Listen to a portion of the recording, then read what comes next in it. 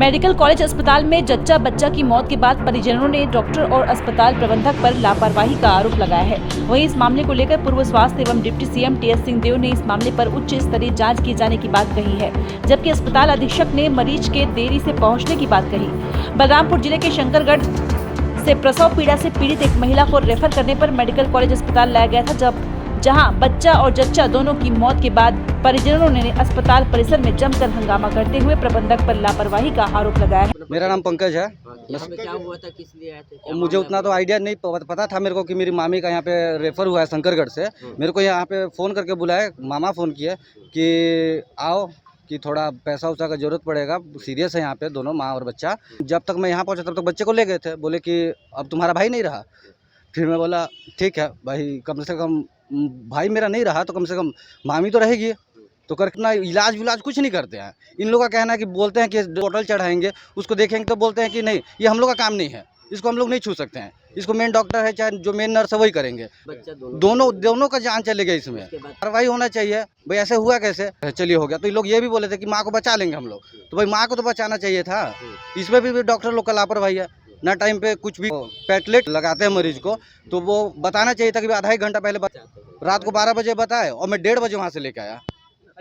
नाम मुनिया था, शंकर भरतपुर में पहले से रेफर हुआ, गांव से भरतपुर हुआ, भरतपुर से शंकरगढ़ में नॉर्मल थी, फिर शंकरगढ़ से फिर अंबिकापुर यहाँ पे रेफर कर दिया। बोल ये 10 तारीख को रात को 11 साढ़े 11 बजे लगभग। यहाँ पे ठीक थी रात भर, उधर से भी लाए फिर भी ठीक थी। अब सुबह ऑपरेशन किए तो बच्चा भी मार दिया और आज फिर माँ आ जाएगा बच्चा अपने आप। नॉर्मल से 2 बच्चा आया तो कैसे तीसरा बच्चा नहीं आएगा?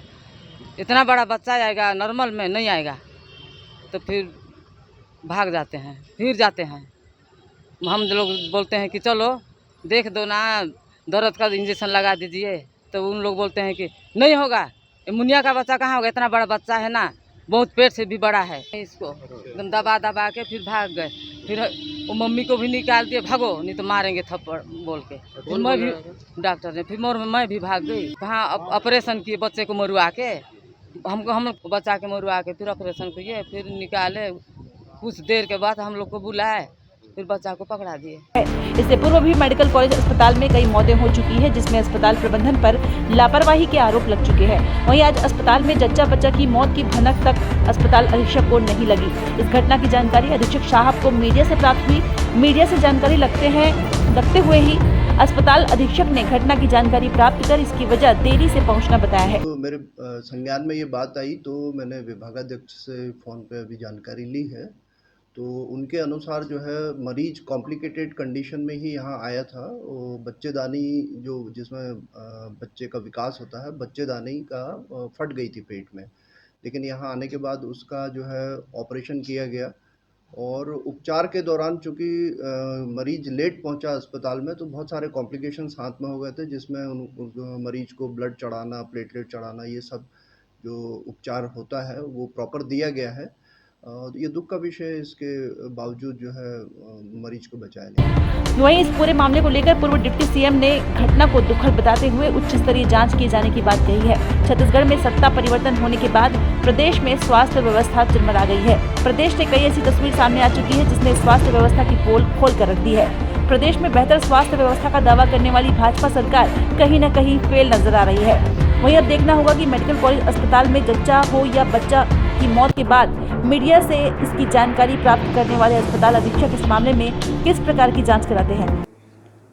इसमें जांच होनी चाहिए, उच्च स्तरीय जांच होनी चाहिए और नागरिकों को ये अधिकार है कि उनको सही बात की जानकारी हो कि वास्तविकता क्या थी। देर से आने का बात भी अगर हम कहेंगे तो जवाबदारी किसकी है? आप गर्भावस्था के समय पहले तो ये व्यवस्था बनी थी कि हर महीने भी चेकअप कराना है, लेकिन जो जांच होती है गर्भ में जब शिशु है तो कम से कम 4 बार जांच होती है। तो उस दरमियान ही ये पता चल जाता है कि किन माताओं को कोई कॉम्प्लिकेशन होने की संभावना है, तो उनके लिए उपचार पहले से ही सतर्क होकर कर लिया जाता है। ये उसी समय की बात नहीं रहती। ये गर्भावस्था, आपने गर्भ धारण किया और डिलीवरी के समय के बीच में ये 9 महीने में लगातार जांच होती है और एक, अगर वो जांच नहीं हो रही है तो स्वास्थ्य विभाग की ओर से कमी है। जांच हो रही है और आपको जानकारी फिर होनी चाहिए कि ऐसे गर्भावस्था में जो माताएं हैं उनको क्या दिक्कत हो सकती है, डिलीवरी के समय क्या परेशानी हो सकती है। उसी आधार पे जिसको हम शिशु मृत्यु दर कहते हैं, मातृत्व मृत्यु दर कहते हैं, इसको रोकथाम किया जाता है। ये जांच होनी चाहिए कि ये सारी चीज़ें हुई कि नहीं, चेकअप हो रहा था कि नहीं लगातार उस महिला का। शंकरगढ़ क्षेत्र की महिला है ऐसा मुझे जानकारी लगी, तो जांच हो रहा था कि नहीं। अगर उनके जांच गर्भावस्था के समय जो रूटीन होते हैं वो हुए तो उसमें ये बात सामने कुछ आई कि नहीं कि कोई कॉम्प्लिकेशन हो सकता है। अगर वो चिन्हांकित कर लिया गया था तो पहले से ही, डिलीवरी के पहले से ही उनको इलाज के नज़दीक समय रहते हुए क्यों नहीं ले जाया गया, ये जांच का विषय है। और अस्पताल लाते समय क्या वाकई में लेट आए, किन कारणों से लेट आए, अगर ऐसा है और नहीं आए तो यहाँ हॉस्पिटल की जवाबदारी बनती है क्या, ये जांच का विषय है। आप देख रहे हैं सीजी समाचार, खबर पल पल की। चैनल को लाइक सब्सक्राइब करना ना भूलें।